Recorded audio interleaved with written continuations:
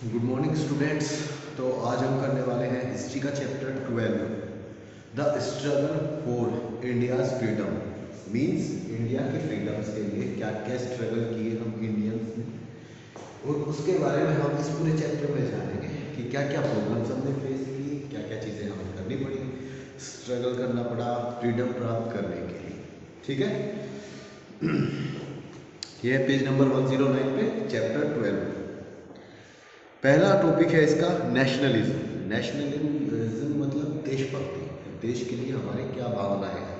ठीक है, we belong to a nation, we are one, we had together by bond of history, economic and core culture notes. This was the unique feeling of nationalism which arose in the heart of India in the second half of the 19th century after the revolt of 1857. इसमें कहा गया है कि जो हमारे अंदर हम लोग एक नेशन से बिलोंग करते हैं, हमारी इकोनॉमी एक है, हमारा नेशनलिज्म एक है, हमारी हिस्ट्री एक दूसरे से कनेक्टेड है। क्यों? क्योंकि हिस्ट्री इंडिया की तो एक ही होगी ना, और हम लोग इंडिया से बिलोंग करते हैं। ठीक है, हमारे कल्चर काफ़ी हद तक समान है, मतलब इक्वली कहा जाएगा उन्हें। ठीक है, ये कब से स्टार्ट हुआ? ये स्टार्ट हुआ 1857 में, जो रिवोल्ट हुआ था, जो मेरठ से स्टार्ट हुआ था। आप लोगों ने पढ़ा होगा, जो मेरठ से स्टार्ट हुआ था रिवोल्ट, मंगल पांडे ने जो शुरुआत की थी। ठीक है, तो उसके बाद से क्या हुआ कि नेशनलिज्म की जो भावना है ना, उस टाइम पे इंडिया एक जगह इकट्ठा हो गया था। मतलब एक एक चीज पे लोगों ने अपनी सहमति दिखाई थी कि हमें फ्रीडम लेनी है। क्यों? क्योंकि हमें उसकी जरूरत थी। ठीक है, इस चैप्टर में वही है और वही सब हम पढ़ेंगे। ठीक है, और स्टैंड अगेंस्ट किसके हुए थे हम सब लोग? ब्रिटिश गवर्नमेंट के। 1857 में जो क्रांति हुई थी, उसके बाद हम लोग इकट्ठे हो गए ब्रिटिश गवर्नमेंट के खिलाफ। मतलब हमें थोड़ी सी यूनिटी आई, एकता आई। ठीक है, उसके बाद हमने ब्रिटिश गवर्नमेंट के खिलाफ सब चीज़ें स्टार्ट की, और फाइनली ये सब करने के बाद और 90 ईयर्स के बाद हमें अपनी फ्रीडम मिली 15 अगस्त 1947। ठीक है, in December 1855, the Indian National Congress was born, and under the leadership of this organization, India fought a long and courageous struggle for independence, which was finally won on 15 August 1947. दिसंबर 1855 ये वो date है जिसमें कि Indian national Congress की स्थापना करी गई, या बोल कह लीजिए, या स्टार्ट कह लीजिए, उस दिन से हुआ, या उसकी नींव रखी गई। ठीक है, under the leadership of this organisation, इसी ऑर्गेनाइजेशन के, मतलब जो नेशनल कांग्रेस की स्थापना हुई थी 1855 में इंडिया में, उसी ऑर्गेनाइजेशन की लीडरशिप में Indians fought a long and courageous struggle for independence. Indians ने, मतलब हम लोगों ने, एक बहुत ही स्ट्रगल भरा और कोरेजियस स्ट्रगल किया। किसके खिलाफ? ब्रिटिशर्स के खिलाफ, ताकि हमें अपनी इंडिपेंडेंस मिल सके, या अपनी आज़ादी हम प्राप्त कर सकें। ठीक है, which was finally born on 15 August 1945, और हमने 15 अगस्त 1947 को ये हासिल कर दी। ठीक है, 15 अगस्त 1947 को सबको पता होगा इंडिया आजाद हुआ था। ओके, नेशनल है factors that lead to rise of Indians nationalism. मतलब कि इंडियंस में जो देशभक्ति की भावना जागी थी, वो किस कारण से जागी थी, या किस कारण से वो हमारे अंदर उत्पन्न हुई थी। देश के प्रति जो हमारी रेस्पॉन्सिबिलिटी है, या हमारी ड्यूटीज है, वो किस किस उससे कंडक्ट करी थी हमने, या फिर हमने स्टार्ट किया था चीज़ों को। ठीक है, accumulation grievance of the people, all sections of the Indian society suffered under the British rules। Indian society के जितने भी सेक्शंस हैं, उसमें चाहे अमीर थे, चाहे गरीब थे, चाहे काम करने वाले थे, कोई भी था, वो लोग सब स्ट्रगल कर रहे थे। मतलब वो लोग परेशान थे, या स्ट्रगल कर रहे थे, या कुछ ना कुछ हो रहा था उनके साथ ब्रिटिश रूल के अंडर। ठीक है, the peasants were burden with a land revenue system. जो पीजेंट्स थे उन्हें ना लैंड रिवेन्यू सिस्टम मतलब लैंड के ऊपर जो टैक्स लगाया जाता था वो काफी हैवी था, वो लोग उस चीज से सफर कर रहे थे।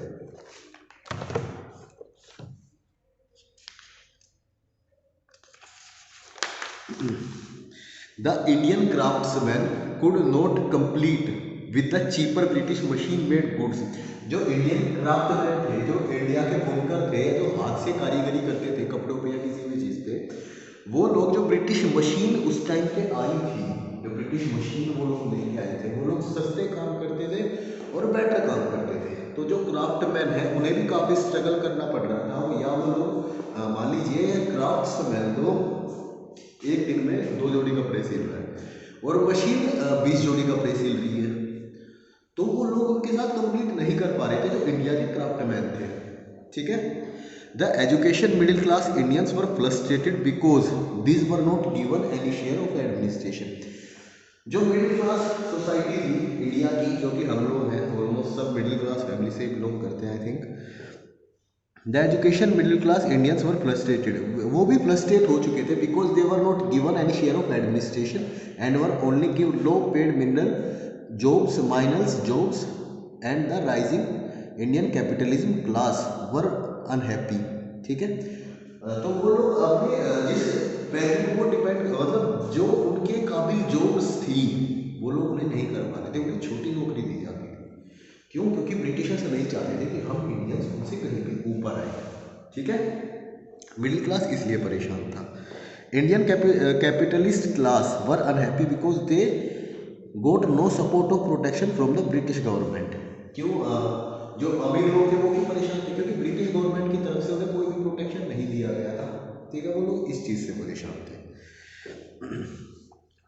Indians nationalism movement across mainly because British emphasize had negative impact on the lives of Indian peoples। Indian nationalist movement mainly किस रीजन से स्टार्ट हुआ था, या जो स्ट्रगल जो फाइट की थी हमने फ्रीडम के लिए जो स्ट्रगल किया था वो क्यों किया था? क्योंकि हम लोग तंग आ चुके थे ब्रिटिशर्स की पॉलिसीज से। ठीक है। हम लोग उससे परेशान हो चुके थे। Okay. Administrative and economic annexation of the country। The British administrative and economic policies united India into a nation। जो ब्रिटिश की एडमिनिस्ट्रेटिव और इकोनॉमिक पॉलिसीज थी उन्होंने इंडिया को इकट्ठा कर दिया था एक नेशन में, मतलब या यूनाइट कर दिया था एक नेशन में। ठीक है। The British had introduce A common administrative system, legal system, modern transport, communication and economic policies. उन लोगों ने इन सब चीज़ों की शुरुआत करी थी। पूरे इंडिया में सिर्फ एक ही चीज़ चलेगी ये वाली कि कॉमन एडमिनिस्ट्रेटिव सिस्टम होगा, लीगल सिस्टम एक होगा, मॉडर्न ट्रांसपोर्ट सबके लिए एक होगा, कम्युनिकेशन सबके लिए एक होगा और इकोनॉमिक पॉलिसी सबके लिए एक होगी पूरे उसमें। ठीक है। This was for the first time that all the sections of Indian society faced A common enemy and A common method of exploitation. ये ऐसा पहली बार हुआ था कि जब पूरी इंडियन सोसाइटी ने या पूरे हम इंडिया ने हमने ये चीज़ फेस करी थी कि एक ही हमारा कॉमन एनिमी मतलब ब्रिटिश गवर्नमेंट के रूल्स हमने वो उस टाइम पे सब ने इकट्ठे होकर फेस करे थे और सब उससे फ्रस्ट्रेटेड हो चुके थे। ठीक है। Western thought and education. ठीक है। Western education middle class Indian one export to modern democratic rational and secular ideas. Western education का इंडियंस को काफ़ी फायदा हुआ है और काफ़ी नुकसान भी हुआ है उस चीज़ का। ठीक है। फायदा क्या है? क्योंकि मॉडर्न एजुकेशन के बिना अगर ना आती इंडिया में तो शायद हम कभी भी फ्रीडम अपनी हासिल ना कर पाते। ठीक है। इसका ये फ़ायदा हुआ है। और मिडिल क्लास जो फैमिली है उसको भी बहुत फ़ायदा हुआ है। वो लोग डेमोक्रेटिक हुए, रैशनल सेकुलर आइडियाज उनके बनने स्टार्ट हुए या उन लोगों ने देना स्टार्ट किया। ठीक है। These educated Indians were the first to feel the humiliation under the British rule and its evil effect. जो ये मॉडर्न एजुकेशन जब लोगों को मिली तो उन्हें पता लगा कि ये जो ब्रिटिश कर रहे हैं, ये जो इनके रूल्स एंड पॉलिसीज हैं वो हमारे हित में बिल्कुल भी नहीं है। और उन लोगों ने सबसे पहले आवाज उठाई जो मॉडर्न एजुकेशन में पढ़े लिखे लोग थे। ठीक है। They wanted a strong united and prosperous Indian. वो क्या चाहते थे कि एक स्ट्रॉन्ग यूनाइटेड अपने ऊपर डिपेंडेंट इंडिया हो, ठीक है, जो पढ़े लिखे लोग थे। The educated Indians were inspired by the ideas of French and American revolution. जो पढ़े लिखे इंडियंस थे, जो एजुकेटेड इंडियंस थे, वो लोग किससे प्रभावित हुए? फ्रांस और अमेरिका में जो रिवोल्यूशन हुआ था, जो क्रांति हुई थी, उससे वो काफ़ी प्रभावित हुए। And they wanted to emulate this revolutionary ideas of liberty and freedom. और उन्होंने ये इच्छा जाहिर करी या ये आइडिया दिया कि जी हमें भी फ्रीडम चाहिए, हमें भी अपने ऊपर डिपेंडेंट होना है, हमें भी लिबर्टी चाहिए, आज़ादी। ठीक है, नेक्स्ट है आपका racial arrogance of the British. The British practised racial discrimination against the Indian.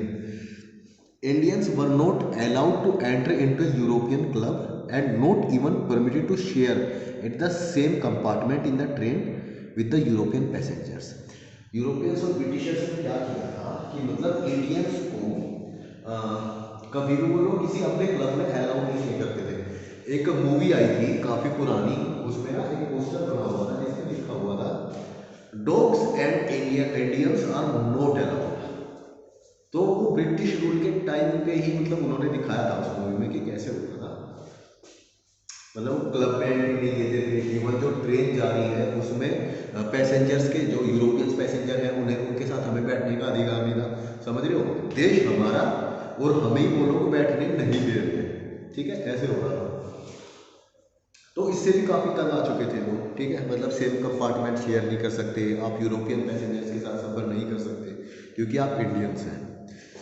The Arms Act was another example of the racial discrimination. Lord Lytton passed this act in 1875, which meant that Indians cannot keep firearms.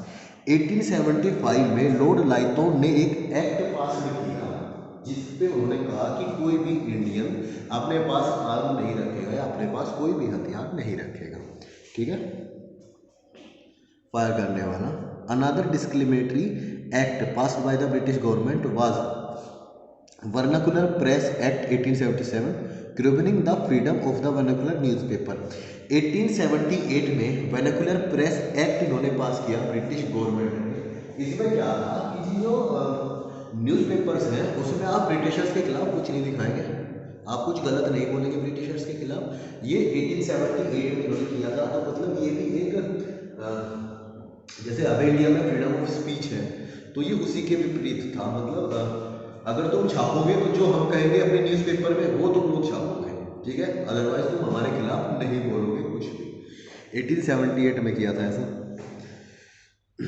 Strong protest by the British in India against the Ilbert bill of 1883 which tried to give the Indian judges the power of judge case of British and other Europeans, and the withdrawal of the bill proved that the British were not ready to give equal political rights to the Indians. एक Ilbert bill आया था 1853 में, उसमें क्या कहा गया था कि हम जो एक कोर्ट होते हैं उसमें हम इंडिया के जज को भी रखते हैं, जो कि यूरोपियन लोग जो कुछ क्राइम करेंगे तो वो भी उसमें सुनवाई करेगा या वो भी वो करेगा। मतलब बेसिकली कि हमें एक जज इंडिया का चाहिए अपनी कोर्ट में। ठीक है, तो जो ब्रिटिशर्स थे, जो यूरोपियंस थे, उन्होंने इस चीज़ का बहुत विरोध किया कि नहीं जी हमें ये सब बर्दाश्त नहीं है। ठीक है, और उनका थोड़ा सा विरोध करने के बाद ही ब्रिटिश गवर्नमेंट ने ये बिल वापस ले लिया। तो ये क्या प्रूव करता है कि वो लोग नहीं चाहते थे कि हम उनके इक्वल हों, इंडियंस ब्रिटिशर्स के इक्वल हों, वो लोग बिल्कुल नहीं चाहते थे। ठीक है, as a result this discriminatory policies of the British India felt very humiliated and they stood as one against the British rules. इसका रिजल्ट क्या हुआ? इंडिया वालों को पता लग गया कि जी ये तो सही नहीं है हमारे लिए, तो इसीलिए हमें इकट्ठा होना चाहिए और इस ब्रिटिश रूल के खिलाफ खड़ा होना चाहिए और इसे खत्म करना चाहिए। ठीक है, the growing sense of nationalism lead to the formation of many political organizations in different part of India. Madras महाजन सभा, पूना सामाजिक सभा, बॉम्बे प्रेसिडेंसी एसोसिएशन एटसेट्रा। तो ये बहुत पॉलिटिकल ऑर्गेनाइजेशन उस टाइम पे उभरी थी जिन्होंने इनका विद्रोह किया था, जो ये नाम लिखे हुए हैं बॉम्बे प्रेसिडेंसी एसोसिएशन एटसेट्रा वगैरह, ठीक है। The most important of this association was Indian Association of Kolkata. इनमें सबसे इंपॉर्टेंट कौन सी थी? Indian Association of Calcutta. Finally the need for own an all Indians organisation lead to the establishment of Indian Congress. ये जितनी भी इकट्ठी हुई ऑर्गेनाइजेशन, इनका रिजल्ट क्या हुआ? इनके रिजल्ट के कारण ही फॉर्मेशन हुई कांग्रेस की 1885 में, ठीक है। मतलब कांग्रेस की स्थापना हुई और कांग्रेस तब से है।